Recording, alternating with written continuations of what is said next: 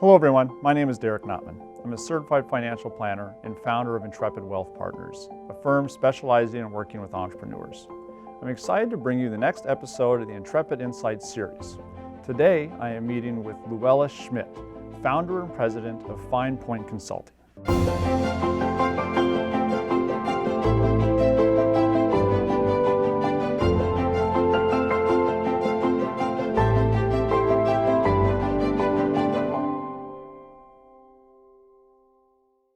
Again, Luella, thank you very much for joining us today. I really appreciate it.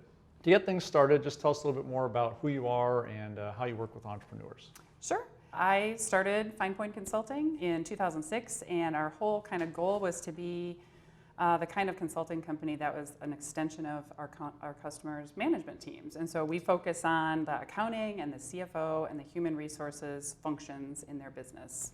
Okay, very cool. So 2006. And have you just recently moved spaces? We did, yeah. So we had an office space on the Capitol Square, which was really, really fun. A favorite with the staff for sure, food trucks and lots of great happy hour choices. And we just moved over to Patterson Street. We're at 303 South Patterson now.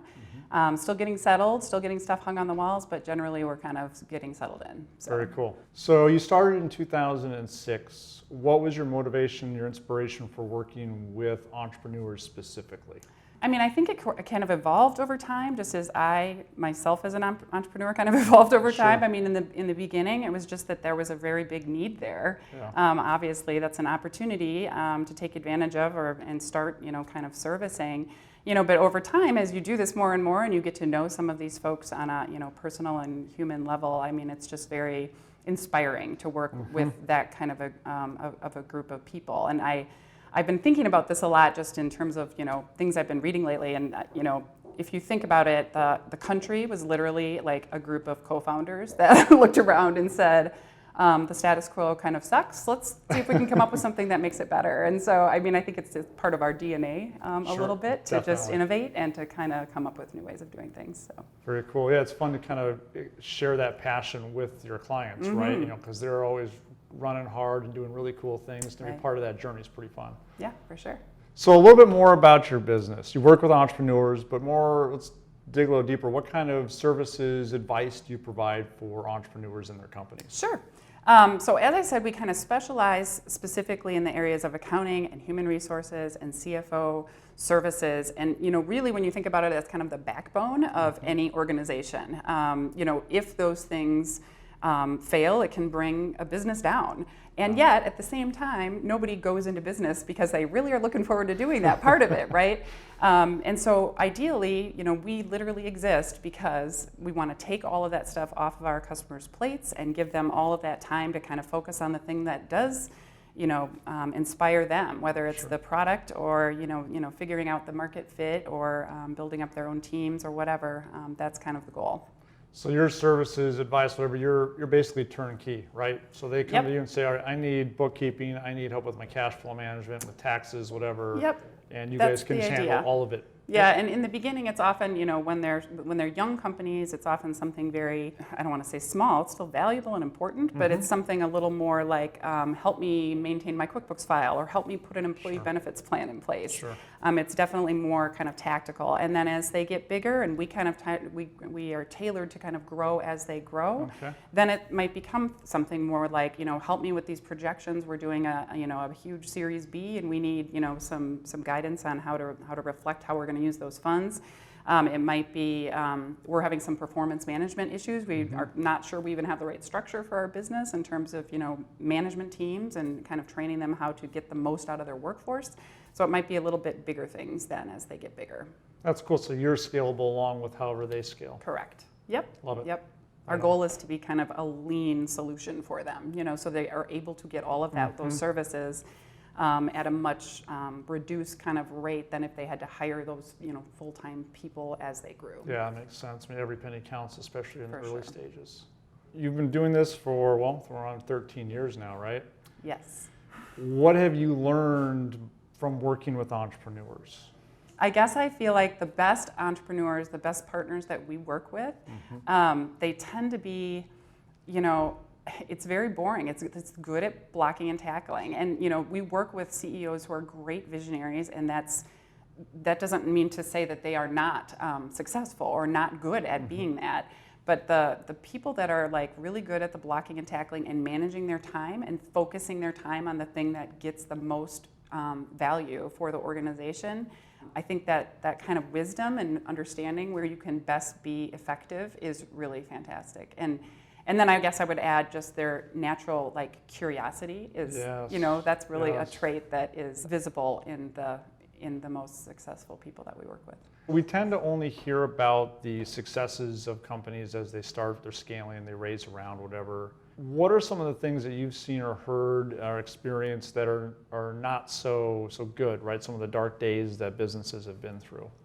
There's similar paths along the entrepreneur. I don't know. You can pick up any book on entrepreneurship and probably read about similar situations where you have 2 weeks of cash left and you're not sure if this round is going to close, and are you going to make payroll, and can you make some deals with your vendors to let them hold you over for a little longer. I think those are common enough where even with our smallish company, we've seen those things happen. There's no doubt that is traumatic and an emotional strain on any founder or management team that's trying to deal with that. I almost think that the reasons that people fail, there's that certainly is one thing. You run out of cash. Like that's a very here's what happened, I ran out of cash. I think the bigger and deeper way of thinking about it or looking into it is like there's this, I think some of our best CEOs that we work with have this great self-awareness and this wisdom about what their limitations are and are therefore wise enough to surround themselves. I think the secret sauce is literally knowing I'm really good at this, and therefore I'm going to surround myself with other people that complement me, and I'm not going to be threatened by that. And I think that actually makes a huge difference in terms of how things get done, how well you succeed, how quickly you're able to scale. I think that's a huge. I think the interpersonal skills and the self-awareness is actually something that should be, just talked about more. Be open about it, right? Yeah.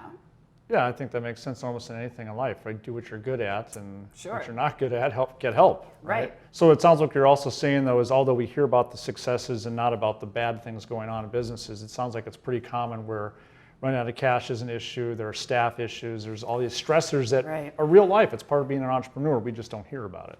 True, and I mean, that's a really good point. I have friends where we get together just so that we can air all of our dirty laundry in a safe place, because it is definitely part of the culture to not talk about the problems.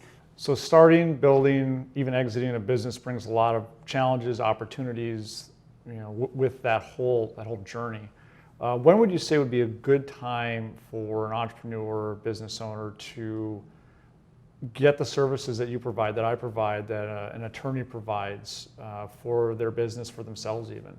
Well, certainly that's a question that I get asked a lot is when should somebody hire a firm like ours rather than do it themselves? So in the early stages, that's usually what happens is a founder is managing that himself or herself. And my answer, I'm sure, is somewhat annoying. I always say it depends on your individual sort of willingness and aptitude and enjoyment of doing those tasks. I really do know founders who have spent the first couple of years just managing themselves. It's not a big deal. They're pretty zen about it. It's fine. It's their Saturday morning thing where they just sort of go in and they keep track of all their stuff. And if that works, more power to them. There's nothing wrong with that as long as they are, again, like wise enough to admit when it's like, I could be spending my time more meaningfully, and it is worth it to me to pay money to not have to do that anymore, because the value on the other side is going to be so much greater. So more along the lines of the services and getting people like yourself and other professionals involved, how do you find people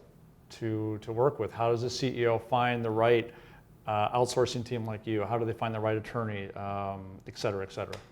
Well, I guess certainly I feel like, step one is to talk to your peers and kind of the group that you hang out with of people doing what you're doing. I think people who are good at whatever service that you are looking for are going to be kind of tapped into that. If they're good, then people are going to know about them. Yep. I would also say then, you want to work with firms and with individuals that have, the same values that you do and that speak the same language that you do and kind of understand what your life is like. And I think that's really important too. Yeah, I've seen that a lot where like an entrepreneur might initially go to some professional that maybe specializes in doctors, right, and medical practices, and they may be really smart with that, but if the entrepreneur is a tech company, there may not be a good fit there. It's just going to be so different. Would you say interview them, talk to them? Oh, absolutely. Yeah. Yeah, definitely. I think, meeting somebody face to face or on the phone is, a must. Like, you really want to make sure that you are listening for people who understand your situation and who, like you said, maybe they specialize in something else, and it's just not going to work as well if they don't understand your world. So Luella, it's been great chatting with you today. Thank you again for your time. I'd like to leave everyone with one additional insight or tip or some advice that you can give. Is there anything that you think that people should be aware of? I guess I think, when it comes to picking service providers of any kind, one of the things, we do a lot, and I know you do too, is, give a lot of free advice. I mean, if you're working with someone who doesn't want to do that and doesn't want to meet with you and doesn't want to give any of their own time to start with, that can be kind of a red flag. I think it's really important to, spend some time with that person and ask for a little bit of free advice and see what kind of reaction you get. I think people who genuinely care about the market that they're serving are going to be willing to do that. Yeah, I would agree with that. It's been my experience too. It's almost like you're willing to share. I mean, their lives are full of risk, right? So if you're willing to give some free advice and share some of that risk with them, they appreciate that. Yeah. Thank you again, Luella. It's been awesome chatting with you. Really appreciate you joining us for another edition of Intrepid Insights. Great. Thanks, Derek. I recognize entrepreneurs have a lot of options when it comes to working with a financial advisor. At Intrepid Wealth Partners, working with entrepreneurs is our passion and specialty. We would love to speak with you to learn more about your hopes, dreams, and goals for the future. Please contact us.